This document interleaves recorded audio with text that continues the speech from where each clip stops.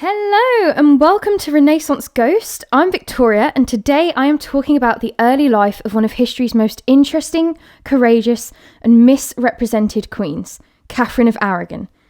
The beginning of Catherine's story is at times a heart-wrenching one. This is a woman of nothing but strength and integrity who rises up again and again in the face of adversity. She is so much more than Henry VIII's first wife, the one who refused to divorce him, who wouldn't give up her faith. This just scratches at the surface of the real Catherine. A true beauty of her times, with golden auburn hair, blue eyes and a perfect complexion, described as petite and plump, encapsulating that ideal fertile look, the standard of beauty throughout the 15th century. I'm looking at her life before marrying Henry. How did this Spanish princess become a beloved queen? Catherine was born on the 16th of December 1485, the fifth child of Isabella I of Castile and Ferdinand II of Aragon, and had quite the fascinating childhood. While she was growing up, Catherine travelled extensively across Spain with her parents as they battled their own war to remove the Muslims from Granada. Isabella and Ferdinand are of course the figureheads behind the Spanish Inquisition, which was a movement which sought to consolidate power in their newly unified monarchy and, quote-unquote, purify Catholicism in all of their territories, through notoriously brutal, gruesome means. Growing up, Catherine would have witnessed the surrender of the Moors in Granada and Columbus's voyage to the New World. She would have seen everything.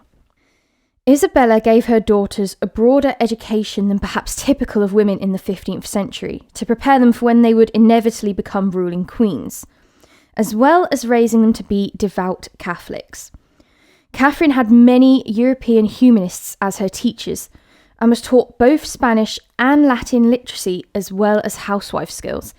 She excelled in dancing, singing and music. She was well read in philosophy, history, law and theology, and spent most of her childhood watching her parents deal with diplomatic and militaristic issues, something which would become more than useful to her in later life. One thing I always found interesting is that although being betrothed to the future King of England at the tender age of 3, she wasn't ever taught English.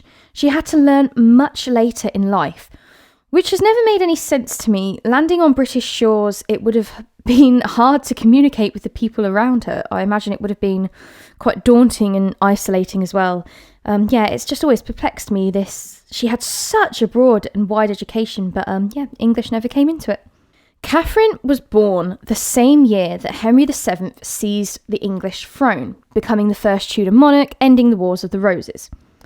His claim to the throne was weak at best. So you can imagine, especially given all the bloodshed which had been happening throughout the kingdom during the long 30 years Wars of the Roses, Henry would have been desperate to both solidify and strengthen his and any future heirs' positions on the throne. He was king, and that was that. In 1486, a year after taking the crown, Henry's first son Arthur was born. Henry was seeking powerful connections and alliances for England through his children's marriages, much like Isabella of Castile and Ferdinand of Aragon were for their children. And along comes Catherine. The negotiations for a marriage between Catherine and Arthur began in 1488. After Catherine's father Ferdinand sent diplomats to England, Ferdinand saw a golden opportunity in this marriage. It would unite both Spain and England against their common enemy France. In 1489, Henry sent his ambassadors to Spain to settle the agreement, and in March of that year, in the treaty Medina del Campo, the two kings agreed to a marriage and alliance. Isabella and Ferdinand agreed to pay a dowry of roughly £40,000 in today's money, 200,000 crowns back then. This would be split into 2 instalments, one before they married and one after they married. And Henry agreed to settle a third of Arthur's land on Catherine so that she would have income should Arthur die. Henry wanted the 3-year-old Catherine to be sent immediately to England, but her parents absolutely refused. In fact, in the 11 years between signing the marriage agreement and Catherine arriving in England, there were a lot of times where it looked like the whole thing would just be abandoned. Catherine's parents even started exploring the idea of marrying Catherine to James IV of Scotland instead. It is worth noting also that Isabella and Ferdinand were hesitant to bind their daughter to a man who may not hold the throne for long. They weren't interested in a weak monarchy. Isabella and Ferdinand, some of the strongest rulers to have ever lived. They weren't going to send their daughter to this little weakling who might lose the throne any second. They were ferocious rulers of Spain, the great power. It is because of this that they pressured King Henry to execute one of his rival claimants to the throne, Edward Plantagenet, Elizabeth of York, Henry VII's wife, the Queen of England's cousin. And after 14 years being held in the Tower, Edward was beheaded on the 28th of November 1499. I wonder how this would have made Catherine feel, or if indeed she even knew about it. The blood shed just so she could marry. From a modern view, it's something unimaginable, like you would read in a fantasy book or you would see in a film, but these were the times that they lived in. Becoming king does not mean you've won the war. The war's only just begun. Winning the throne is a lot easier than keeping it. Finally, on the 18th of July 1497, there was a new treaty drawn and Prince Arthur pledged his troth to Catherine in front of his parents at the court of de Puebla, and a Spanish ambassador acting on behalf of Catherine pledged her troth to Arthur. At last, wedding preparations could begin. It was after this that Elizabeth of York, the Queen of England and mother to Arthur, began writing to Isabella and Catherine in an attempt to get to know her future daughter-in-law and discuss preparations. As I mentioned earlier, Catherine didn't speak English. Her sister-in-law, Margaret of Burgundy, suggested she learns French so that there was a common language between Catherine and her ladies in England. Catherine spent the next 2 years with Margaret learning the language. Still quite baffling though that there was no word of learning English in sight.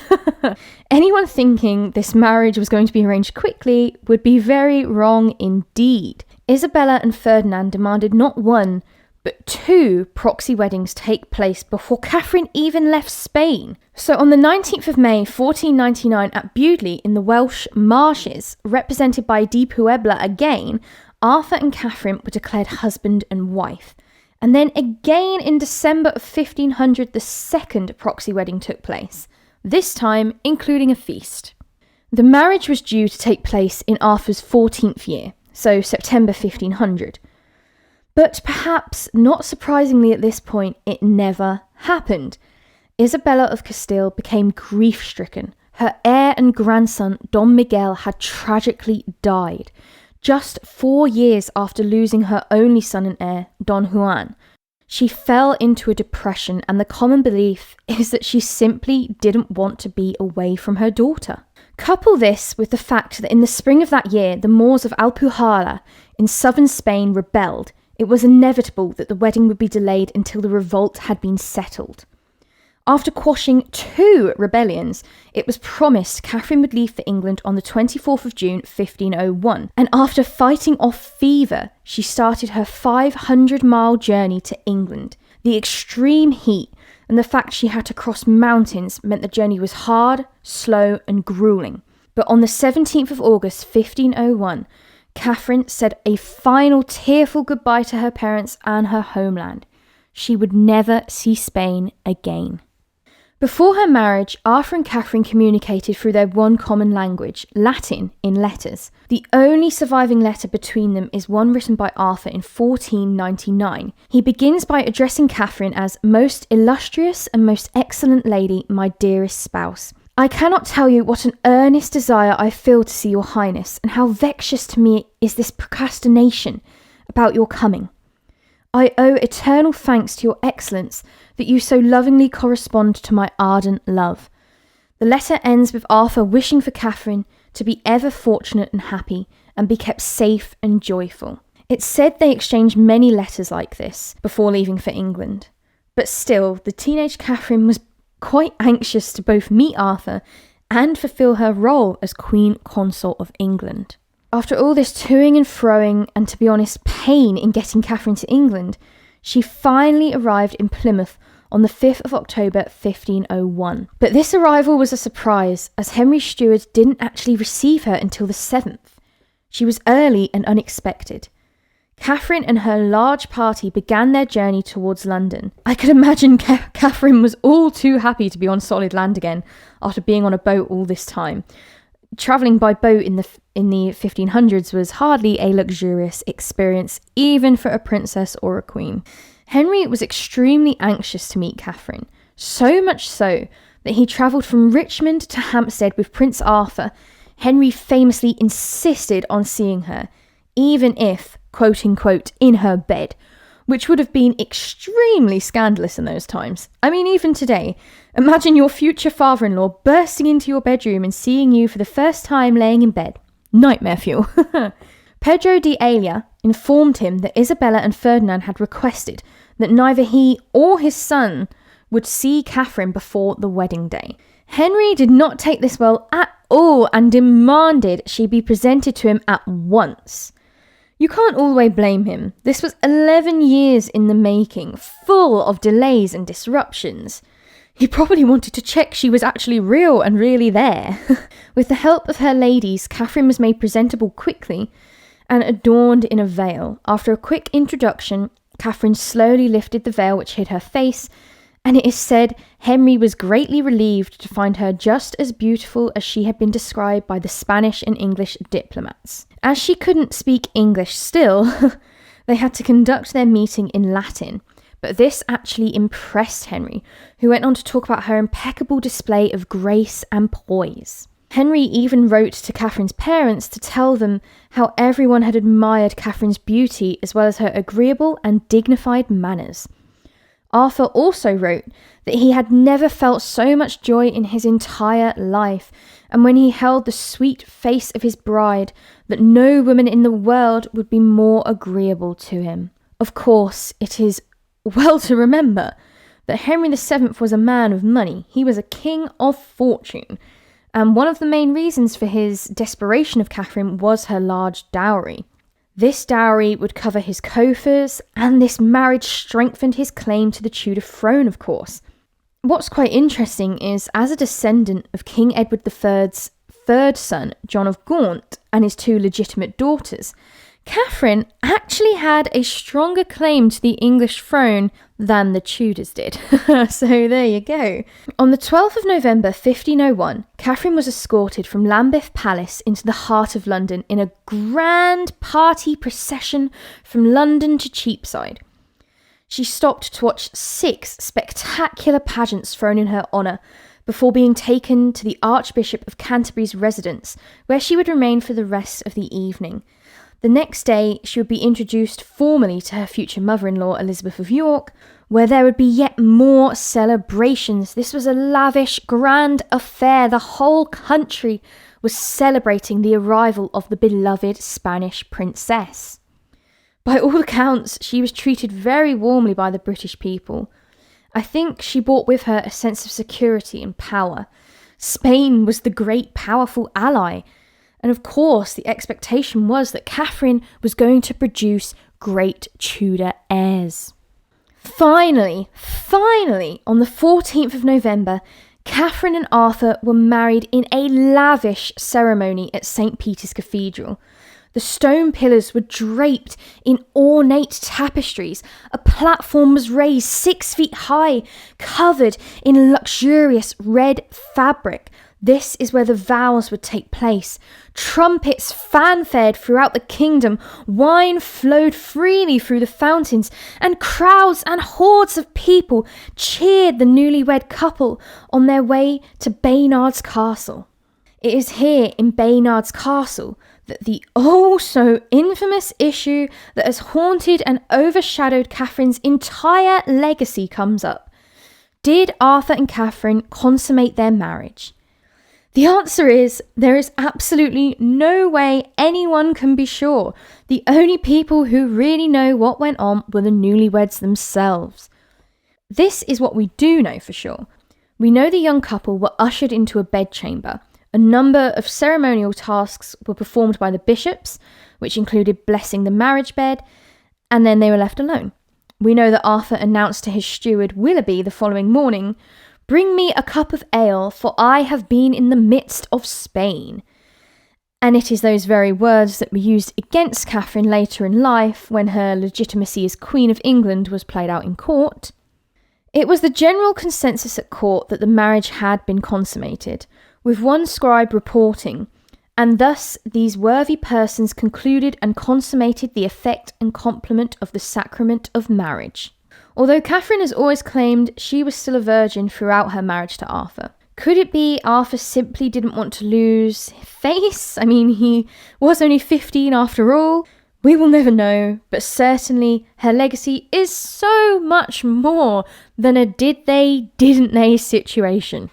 In 1502, Arthur and Catherine were sent to live in Ludlow Castle in Shropshire, the beginning of the end of their marriage. It is worth noting that communication between the couple was hard, as Catherine still didn't really speak English. She was hoping to communicate through Latin as they had done in their letters, but their pronunciation was so different that they didn't understand each other. Henry's decision to send the 15 and 16-year-old prince and princess to cohabit at such a young age was controversial to say the least.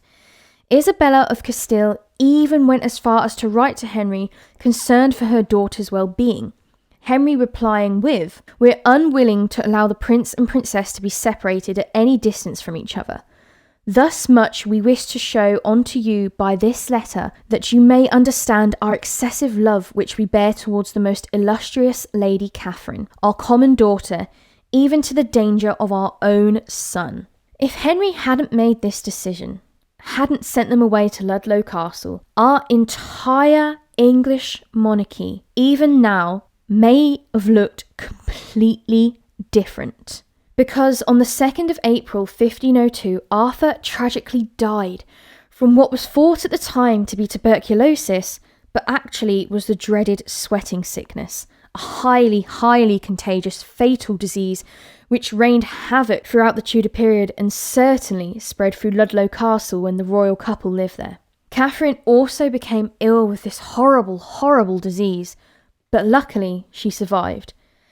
At the age of 16, after a 500-mile journey through waiting and angst and all this desperation to get her to England, the bloodshed to put her on the throne, to make the marriage happen after everything that they had gone through, just like that, poor Catherine had lost her husband and her potential prospects of ever being queen.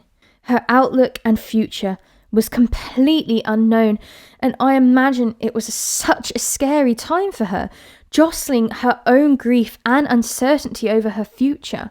Prince Arthur was laid to rest on the 25th of April 1502. It was custom for royals not to attend funerals, so Catherine travelled to London, where for several months she lived under intense scrutiny at Croydon Palace until it was known for certain that she wasn't pregnant. Widowed and childless at the age of 16, understandably, Catherine's parents wanted her to return to Spain as quickly as possible. They also demanded that King Henry put the Spanish princess in possession of her widow's jointure, which, as stated in the marriage agreement, would give Catherine a third of all revenue from Arthur's lands. Not only this, but Ferdinand and Isabella also demanded Henry repay the first instalment of her dowry, 100,000 crowns, about £20,000 in today's money. This is the absolute last thing Henry wanted to do, and so he committed himself to absolutely no course of action at all, leaving poor Catherine's future completely up in the air. On the 11th of February 1503, the monarchy suffered yet another huge loss. Queen Elizabeth of York died tragically from postpartum infection, as well as the little girl she had delivered just 8 days later. King Henry, as it is quite famously known, went into a deep despair and depression. Their marriage, uncommonly for royals, was one of a great love. He grieved deeply, as did Catherine. Catherine had come to think of Elizabeth as a mother figure. Elizabeth would routinely send her gifts and request her company. And now Catherine was alone again, stranded in England. Henry was desperate to keep hold of Catherine. He didn't want to give back her dowry or lose his alliance with Spain. His position was weakening somewhat. His heir and wife had passed away, leaving him with just one son, Henry, otherwise known as Henry VIII. Now, imagine if something were to happen to his last heir, his now only son, with a weak claim to the throne and plenty of people more than willing to take his place. The threat of war is never far away. Now was the time to consolidate his power. 2 years after the death of his wife, the now 46-year-old Henry suggested marrying the 17-year-old Catherine himself. This idea repulsed Isabella and Ferdinand, declaring that the union was not a thing to be endured. However, they too were very keen to keep an alliance with England to gain an ally in their war with France. So a curious thing happened. A match between Catherine and Henry's son, Henry, then Prince of Wales, aged just 11, was forged. They were formally betrothed on the 25th of June 1503 at the Bishop of Salisbury's house in Fleet Street, with the marriage set to take place as soon as little Henry reached the age of maturity. But what did this mean for Catherine? Catherine believed with all conviction that it was her destiny to become Queen of England. And now again, she was one step closer. This must have been a huge relief to her, even if it meant waiting a little while her future was secured. According to canon law, it is illegal for a man to marry his brother's widow, putting a massive roadblock in the way of this new plan. This law is based upon a Bible passage, Leviticus 20:21, which reads, "If a man shall take his brother's wife, it is an unclean thing. He hath uncovered his brother's nakedness. They shall be childless." This particular passage will come back to haunt poor Catherine in later years. But right now, in 1503, with Catherine's assertion that she was still a virgin, it meant in the eyes of the law that her marriage to Arthur was null and void, and a dispensation from the impediment of affinity was requested from the Pope to allow this new union to take place. And let us not forget, in Henry's eyes, most importantly, he gets to keep Catherine's dowry. The first draft of the dispensation was delivered to Spain, and upon reading it, Isabella was dismayed to find that the bill clearly stated that her daughter's previous marriage had been consummated, saying loud and clear that Catherine was no virgin. The issue here was that 100,000 crowns, that damn dowry again, hung on whether or not Catherine was a virgin. And as it currently stood, on that wording, the money belonged to Henry VII. Isabella protested, and the Pope amended the dispensation by changing "had been consummated" to "perhaps been consummated." The final version of the papal dispensation was completed in August 1503, much to the annoyance of King Henry, who didn't receive his copy until a month later. When he would have read it, I imagine he may have been mildly annoyed, perhaps even angry, because now the issue of this dowry was still up in the air. The changing of this wording meant that the dowry still belonged to Isabella and Ferdinand, not Henry, who was just desperate for it at this point. Henry agreed to financially support Catherine, while Ferdinand agreed to pay the last instalment of Catherine's dowry, which I'm sure pleased Henry to no end. Again, I cannot emphasise to you enough, Henry VII was a man of money. In 1504, Catherine's world almost came crumbling down around her yet again. On the 12th of November, Isabella of Castile died, plunging Catherine into deep mourning for her mother. Isabella's passing was not only a huge emotional loss, but this carried massive social consequences for Catherine. And don't forget, at this stage, Catherine was still in a version of limbo, waiting for Henry to come of age. Her sister, Juana, was now Queen of Castile, meaning Catherine's worth as a bride plummeted. She was no longer a princess of the Iberian Peninsula, so an alliance with Aragon had limited value. Worse still, a huge battle for power erupted as Juana's domineering, controlling husband attempted to seize the throne away from her and Ferdinand, her father, Claiming he had the right to the kingdom, Henry was becoming less and less enthusiastic about his only heir to the throne of England now marrying Catherine, whose social status had been diminished. What power, what did she possibly bring to him now? Then her father Ferdinand, so he could gain accession to the throne of Navarre, married the niece of Louis XII of France, Britain's sworn enemy. This weakened her even further. After all, how could you have an alliance against France if you're married to them? If it didn't rain, it poured. Because after this marriage, King Henry reduced Catherine's allowance, using the remainder of her dowry to fund his own exploits. This meant she could barely afford to run her own household. In November 1505, the now impoverished Catherine and her attendants were forced to leave Durham House where she had been living and move in with the king in his palace. By December of that year, Catherine's financial situation was grave. Despite repeated requests, her father had ignored and hadn't sent her any money, and all Henry had given her was a small pittance for food. She was often reduced to eating yesterday's fish from the market. She was in debt to London merchants for household necessities, and the gowns she had brought with her from Spain nearly 4 years ago now were so worn and tattered that she told her father she felt nearly naked. It seems very much as though Catherine, the future Queen of England, had been abandoned by everyone. 4 months after moving back to court, Henry forced his son to renounce his betrothal to Catherine in a private ceremony at Richmond Palace.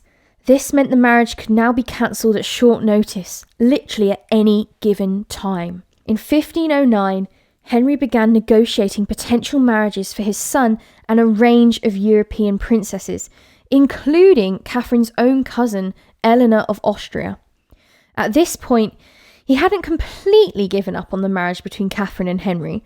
However, if her father would only agree to pay the remainder of her dowry, of course. On the 22nd of June 1505, Ferdinand wrote to the Spanish ambassador de Puebla to advise Catherine to revere and be very obedient to the king, as is her duty, and of being a means of making him love her more, and of doing more for her. She took his advice, but Henry felt it was her father's duty to provide for her, forcing her still to just about survive on a pittance. When Catherine had first married Arthur, Henry had gone out of his way to try and make his new daughter-in-law feel welcome and loved. He had shown her his extensive library at Richmond and allowed her to choose jewellery from some he had chosen personally for her. But this version of Henry had disappeared. He didn't care anymore. Henry VII was a notorious money man, accumulating in the range of 150 million in today's money during his reign. And simply, Catherine had lost all value to him. She was worthless. Abandoned, deserted in a foreign country, trapped in a state of limbo and completely helpless. The period after Arthur's death was bleak. She did have some relief through ladies in waiting, none more faithful and devoted than Maria de Salinas. And although a lot younger than her, Mary Tudor, the king's youngest daughter, was one of her closest companions. Another way Catherine found solace was through her religious refuge. Her Christianity was unwavering, so much so that she would take some practices to the extreme. Perhaps as it was one of the only few things she actually had control over in her life. She rigorously fasted for Lent, causing fear for her health. Pope Julius II even wrote to Prince Henry in October 1505, urging him to restrict the severity of her fast should she damage her health and fertility. And in December of the same year, she was confined to her bedchambers, suffering from severe tertian fevers. Dr. de Puebla was the Spanish ambassador in England, and the man that Catherine blamed for the state of her circumstances. She felt his loyalty lay with England and the king instead of her and Spain. She wrote a letter to her father on the 2nd of December 1505, complaining about de Puebla and the life she had been forced to endure. Each day my troubles increase, And all this on account of the Doctor de Puebla, to whom it has not sufficed that from the beginning he transacted 1,000 falsities against the service of your Highness, but now has given me new trouble, and because I believe your Highness will think I complain without reason, I desire to tell you all that has passed. Puebla negotiated that the king should dismiss all my household and take away my chamber equipage and send it into his house of his own, so that I should not in any way be mistress of it. She also mentioned the matter of her dowry. It appears to me that it would be better if your Highness should take them, referring to her jewels, for yourself, and should give to the King of England my lord his money. No action was taken against de Puebla. Yet again, Catherine's cries were ignored. After years and still no dowry, King Henry told Catherine that he no longer regarded himself and his son by the agreement of marriage. Ferdinand, blaming his daughter Juana's husband Philip for not allowing him access to Castilian funds as the reason for the late payment, Catherine's situation was now truly dire.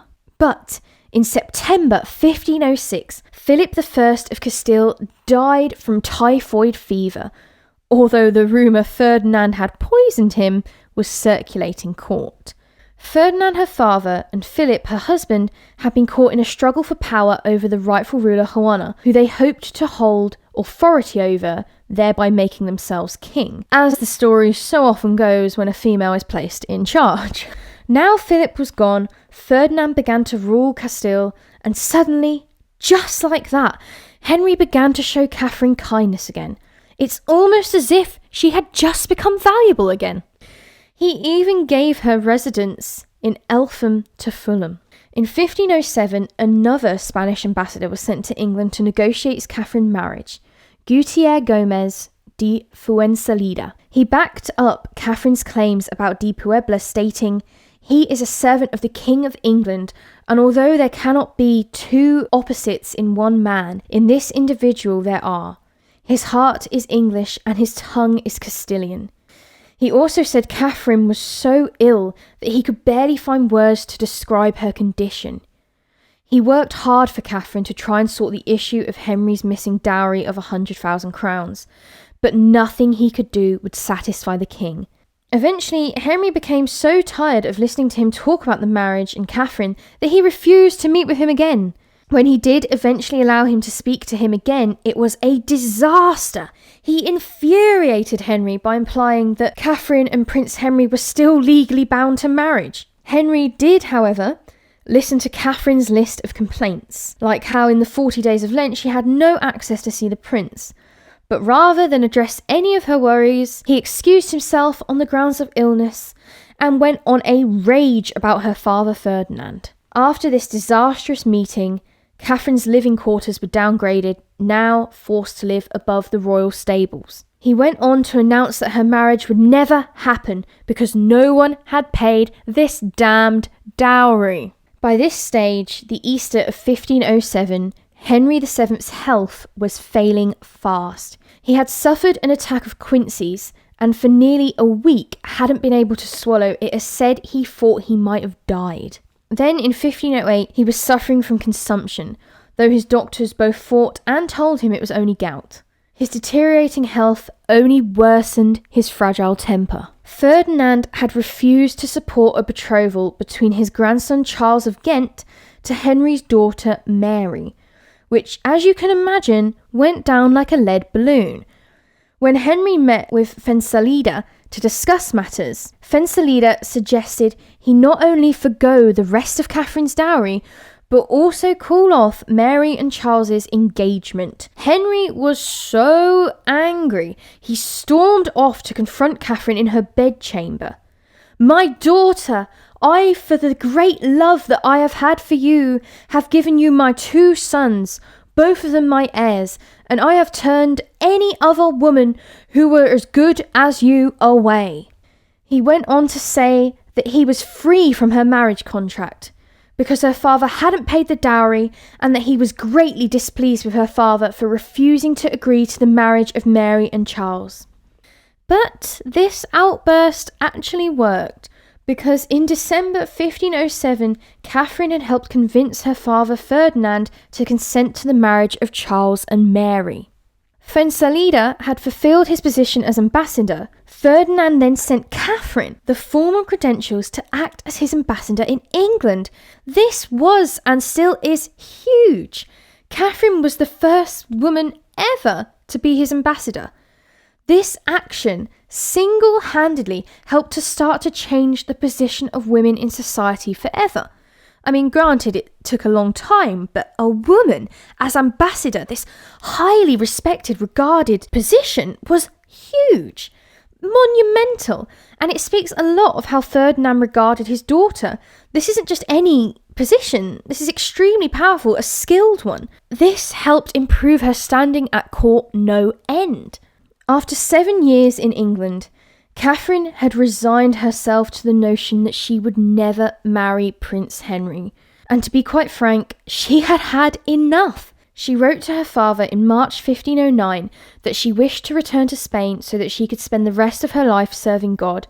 And who can blame her? She truly had been through it. But on the 21st of April 1509, King Henry VII died, aged 55 from tuberculosis. After 23 years as the first Tudor king, the crown was passed to his 17-year-old son, Henry VIII. This time, Henry VIII decided for himself and on the advice of his council to marry Catherine. Her dowry was never paid, but she was convenient. Her father was a very powerful ruler and good ally. Catherine was still young enough to produce his heirs, and she had proven herself acting as Spanish ambassador. Finally, after fighting poverty, loss, isolation, fear, after being dragged through hellish circumstances, Catherine could say for certain that her future was secure, that her destiny as Queen of England was about to be fulfilled. Her strength and endurance had at last paid off. On the 11th of June 1509, Henry and Catherine were married at Greenwich Palace. 2 weeks later, they would both be crowned at a joint ceremony in Westminster Abbey, King and Queen of England.